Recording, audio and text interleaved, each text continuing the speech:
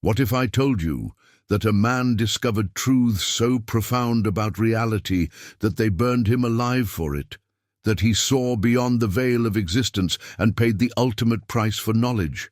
Imagine dying not for a crime, not for betrayal, but simply for knowing too much, for seeing the universe as it truly is, for daring to speak truths that would make the entire world question everything.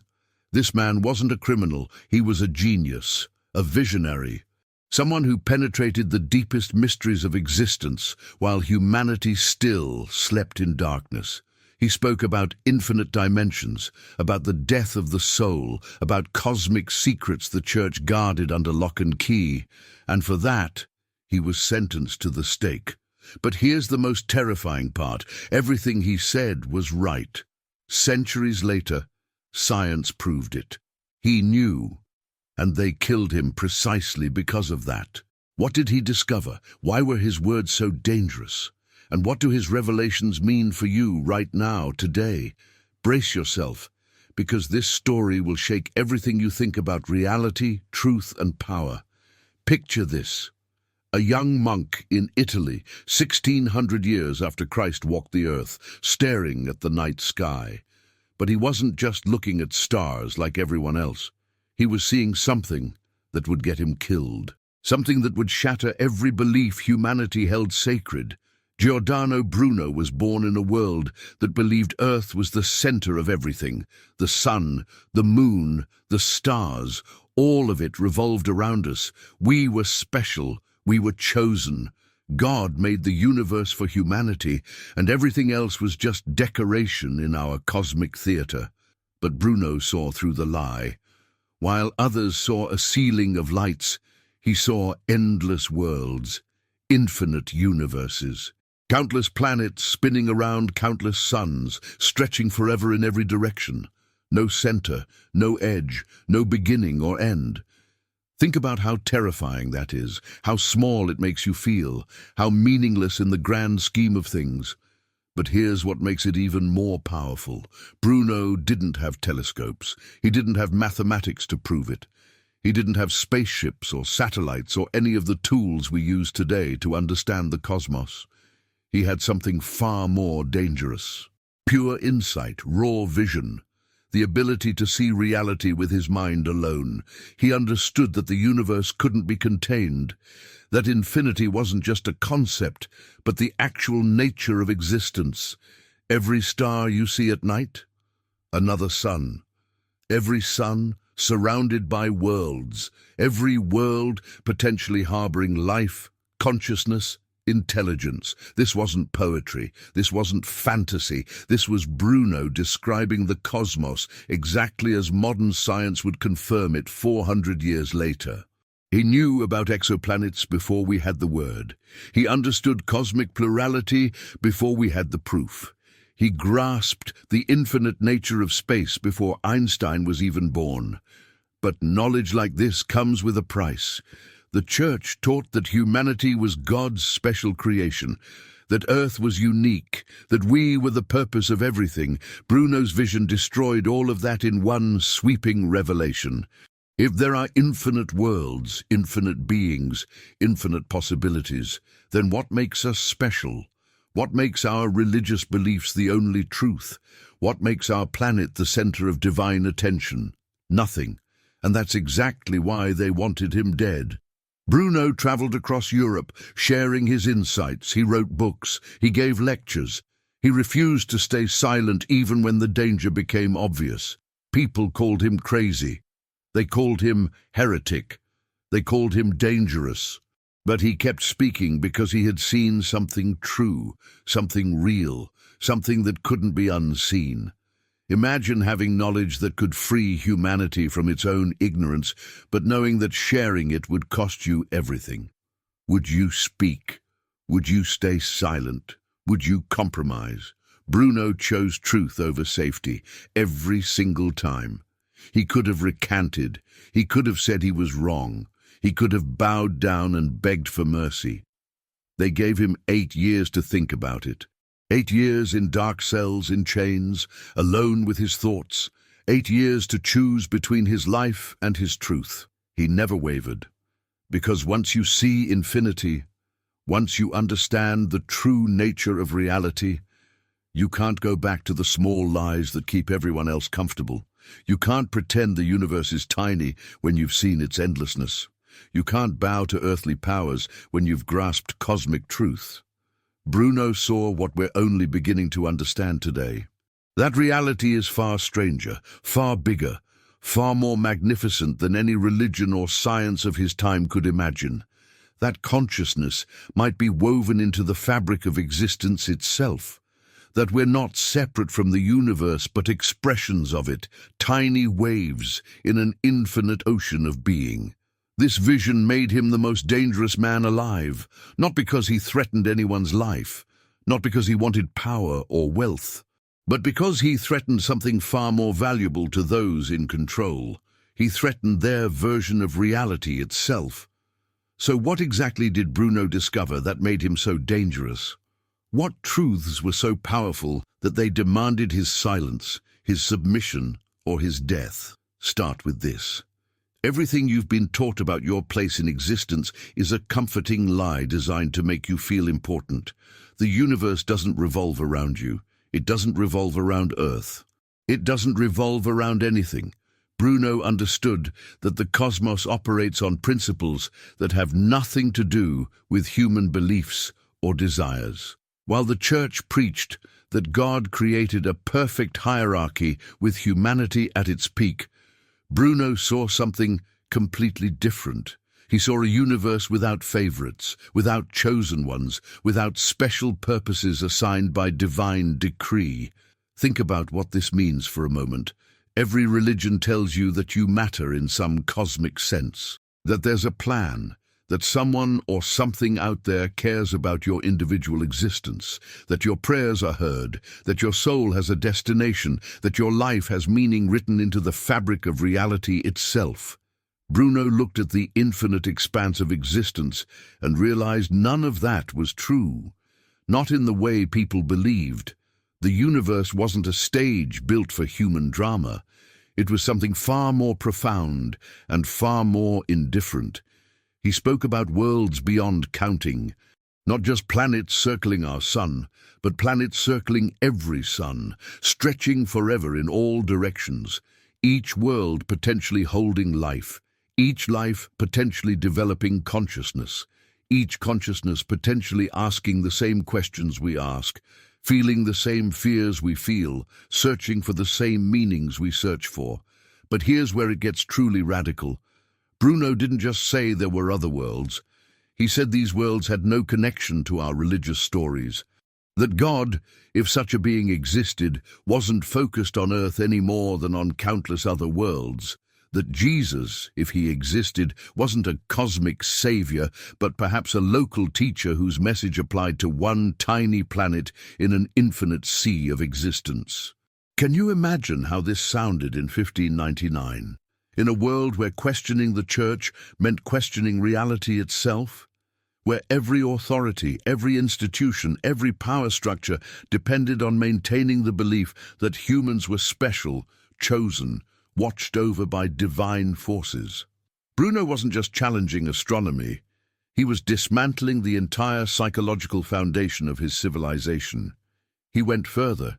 He taught that matter and spirit weren't separate things, that the universe itself might be alive in ways we couldn't comprehend, that consciousness wasn't something added to dead matter, but something inherent in existence itself. Every atom, every particle, every piece of the cosmos participating in one vast awareness that humans could barely glimpse. This wasn't mysticism in the vague sense. This was a complete reimagining of what existence actually is. Bruno saw the universe as a living unity, constantly creating and destroying itself, with no beginning and no end, no creator standing outside it, but divinity woven through every part of it. Modern physics is only now catching up to this vision. Quantum mechanics suggests reality isn't made of solid things, but probabilities and relationships. Cosmology confirms the universe's vastness beyond human comprehension. Astrobiology searches for life on other worlds, exactly as Bruno predicted. Even consciousness studies are beginning to question whether awareness might be more fundamental than we thought. But Bruno knew this 4 centuries ago, without instruments, without peer review, without the scientific method. He knew it through pure insight, through an ability to see past the illusions that trapped everyone else in limited thinking. The Church recognized immediately what this meant. If Bruno was right, then their entire power structure collapsed. If Earth wasn't the center of creation, then the Pope wasn't God's representative on the central stage of existence. If other worlds existed with other beings, then Christian salvation wasn't the universal truth, but one story among countless others. If the universe was infinite and eternal, then Genesis was mythology, not history. Everything they taught, everything they controlled, everything they used to maintain power over millions of souls, all of it crumbled in the face of Bruno's vision. So they didn't just disagree with him. They didn't just debate his ideas in universities and churches. They couldn't afford to let his vision spread. Because once people understand how vast reality truly is, how insignificant their planet and their religions are in the cosmic scope, you can't control them anymore with threats of hell or promises of heaven. Bruno offered something far more terrifying than atheism. He offered a spirituality without borders, without authorities, without intermediaries, a direct relationship between individual consciousness and cosmic existence. No priests needed, no rituals required, no institutions controlling access to truth. This was the forbidden knowledge. Not that God didn't exist, but that God, if real, was nothing like what the Church described.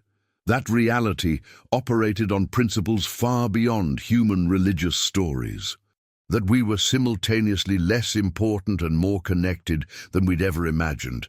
And this knowledge, this vision, this truth couldn't be allowed to spread. Because once you see infinity, once you understand your real place in existence, you stop obeying the small men who claim to speak for invisible powers. You stop fearing their judgments. You stop accepting their version of reality. You become free.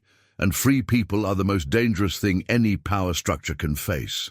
Understanding why Bruno had to die requires grasping something most people never think about. Knowledge isn't neutral. Information isn't harmless. Some truths, when spoken aloud, become weapons that can topple empires and shatter worlds.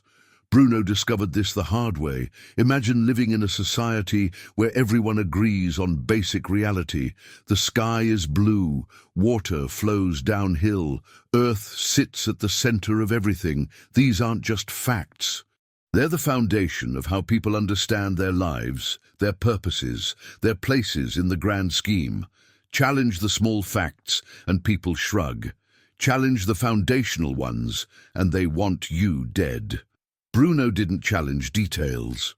He challenged everything. When he declared the universe infinite, he wasn't making an astronomical observation. He was destroying the concept of heaven as a physical place above the clouds. When he said countless worlds existed, he wasn't discussing planetary science. He was eliminating the idea that humanity held a special place in God's plan. When he taught that matter and spirit were unified, he wasn't philosophizing. He was removing the need for churches to mediate between physical and spiritual realms. Every statement he made carried implications that reached far beyond science or philosophy. They reached into politics, power, control, and the very nature of authority itself. The Church in 1600 didn't rule through military might alone.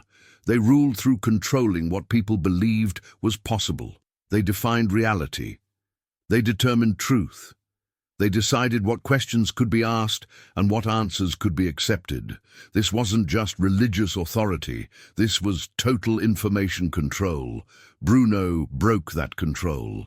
He showed that truth could be discovered through reason and insight rather than received from authorities. He demonstrated that individual minds could grasp cosmic realities without needing priests or scriptures. He proved that questioning official doctrine didn't lead to chaos, but to deeper understanding. And that made him more dangerous than any army. Think about what happens when you realize you've been lied to about something fundamental. Not a small lie, not a convenient fiction, but a massive deception that shaped your entire worldview. The anger you feel isn't just about the false information. It's about the betrayal. It's about realizing that people you trusted used lies to control you. Now multiply that by everyone in Europe. Every person who heard Bruno speak, every mind that grasped his vision, every soul that realized the church had been feeding them a tiny, manageable version of reality to keep them obedient and afraid. The Inquisition didn't arrest Bruno because he was wrong. They arrested him because he was right, and people were starting to believe him. They didn't imprison him because his ideas were absurd.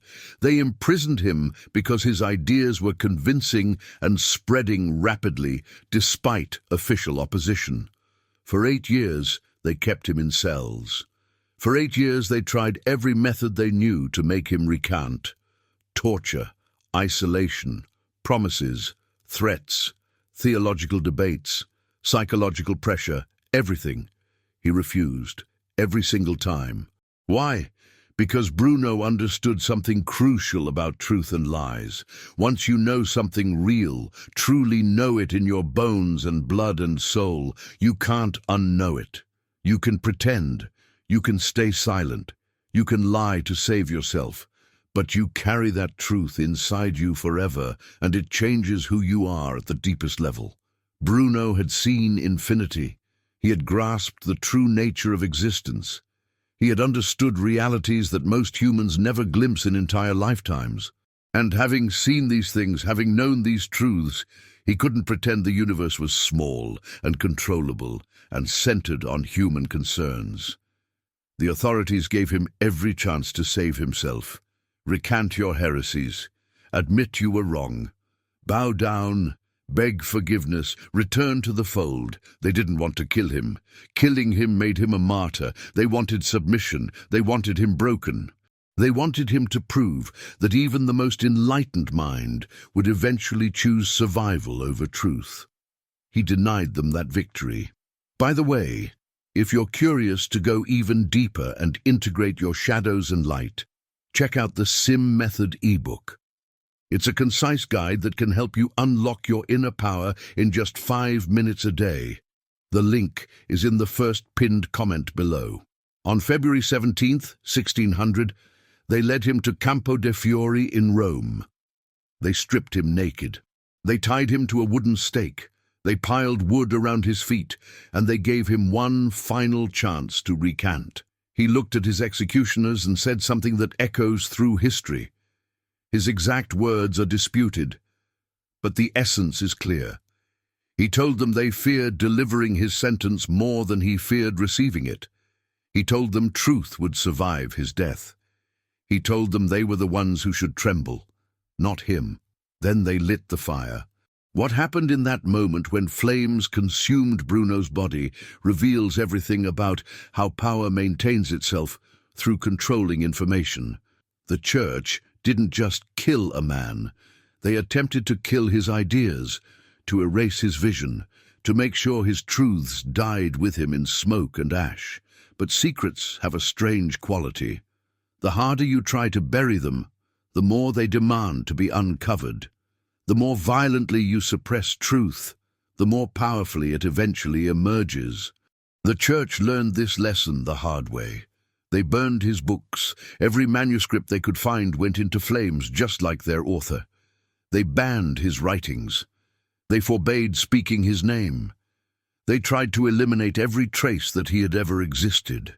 In their minds, if they could erase the evidence, they could erase the ideas themselves. They failed, completely. Because Bruno wasn't the only one who saw what he saw. He wasn't the only mind capable of grasping cosmic truth. He was just the most vocal, the most fearless, the most unwilling to compromise, but others were thinking similar thoughts, asking similar questions, seeing similar visions. Within decades of his death, telescopes confirmed multiple aspects of his cosmology.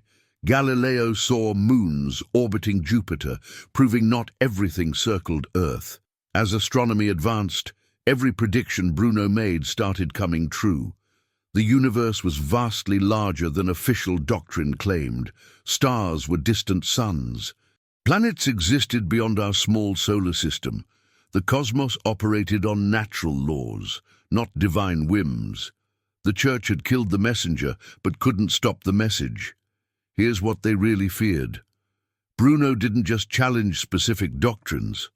He revealed the method by which all doctrines could be challenged. He showed that human reason and insight could discover truth independent of authority, that individuals didn't need permission to think, to question, to understand. That reality revealed itself to those willing to look, regardless of what priests or popes declared. This was the real secret they tried to bury, not Bruno's specific claims about infinite worlds or living matter or cosmic consciousness.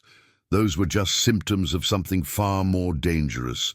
The real threat was epistemological. It was about who gets to decide what's true, who has authority over reality itself. For over 1,000 years, the Church had maintained absolute control over truth in Europe.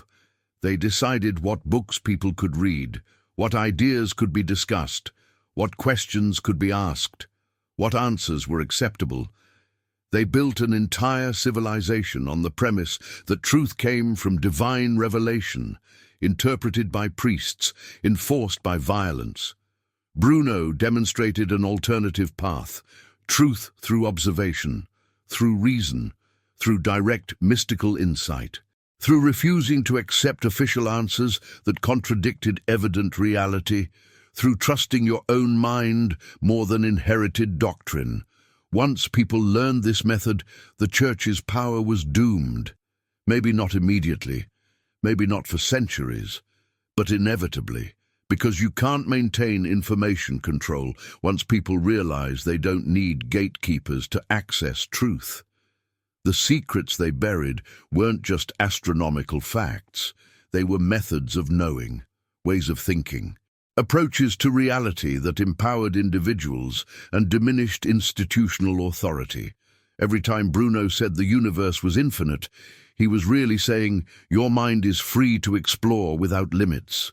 Every time he challenged geocentrism, he was really challenging the idea that any earthly power could claim cosmic significance. Every time he spoke about worlds beyond counting, he was breaking the mental chains that kept people obedient and small. The Church understood this perfectly. That's why they couldn't just ignore him. That's why theological debate wasn't enough. That's why they needed his complete destruction, physical and intellectual. Because his very existence proved that you could stand against absolute power, speak forbidden truths, and remain unbroken even in the face of death. That example was more dangerous than any book he wrote. Think about what it means to watch someone die for truth. Not die by accident, not die in battle, not die from illness, but choose death, consciously and deliberately, rather than pretend reality is different than they know it to be. That level of commitment transforms ideas into something sacred. It turns philosophy into faith. It makes martyrs into legends that inspire generations. The Church created exactly what they feared most. By killing Bruno, they made his ideas immortal. By trying to silence him, they ensured his voice would echo through centuries. By attempting to bury his secrets, they guaranteed those secrets would be excavated and studied and celebrated by everyone who values truth over comfort. 400 years later, we remember his name. We study his works. We recognize his genius and the Church that killed him.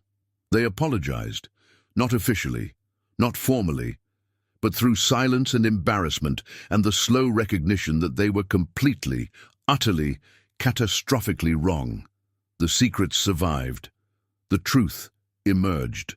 And the attempt to control what humans could know and think and understand failed absolutely. When the flames finally consumed Bruno's body that February morning, something shifted in human consciousness. Not immediately, not obviously, but profoundly and permanently. Martyrs are dangerous. They prove that some things matter more than survival. That truth can be worth dying for. That power, no matter how absolute, cannot force the human spirit to submit. Every tyrant knows this. Every authoritarian regime fears this, because martyrs inspire resistance in ways that living rebels never can. Bruno became something more than a man in that moment. He became a symbol, a reminder, a permanent challenge to every future authority that would try to control what people think and know and believe. His death marked a turning point in the relationship between power and truth. Before Bruno, heretics were common. The church burned plenty of people for various offenses against doctrine. But Bruno was different. He wasn't killed for political rebellion. He wasn't executed for moral crimes. He died purely for ideas, for thoughts, for a vision of reality that contradicted official truth. And he died unbroken. That matters more than most people realize. The Inquisition was expert at breaking people. They knew how to extract confessions, how to force recantations, how to make the strongest minds crumble under pressure. They had centuries of practice in psychological and physical torture. They understood human weakness. They exploited fear and pain and isolation with scientific precision. Bruno endured 8 years of their methods, 8 years, and walked to his execution, still believing everything he'd always believed, still refusing to compromise, still certain that his truth was worth more than his life. That kind of strength changes what people think is possible. It expands the boundaries of human courage. It proves that you can face the absolute worst that power can do and still remain yourself, still remain true, still remain free in the only way that really matters, free in your own mind. Within a generation, the scientific revolution was in full swing. Not because of Bruno alone. He wasn't the sole cause, but he was part of something larger, a growing recognition that old authorities were wrong about fundamental aspects of reality. That observation and reason could reveal truths that tradition and scripture got wrong. That challenging accepted beliefs wasn't just permissible, but necessary for human progress. His death became a reference point. When other scientists and philosophers faced pressure to recant their findings, they remembered Bruno. When Galileo stood before the Inquisition decades later, everyone involved knew what had happened to the man who refused to submit. That memory shaped how institutions wielded power and how individuals resisted. The church never burned another person for astronomical beliefs, not officially, not publicly. Bruno was the last, because his death revealed something they couldn't afford to reveal again. It showed that their truth was so fragile, so dependent on force and fear, that a single mind armed with reason could threaten it. That admission of weakness did more damage than any heresy. Think about what we lost when Bruno died. Not just his remaining years of thought and writing, not just the insights he might have developed, but the conversations he might have had, the students he might have taught, the ideas he might have refined and expanded. We lost decades of genius because power feared knowledge.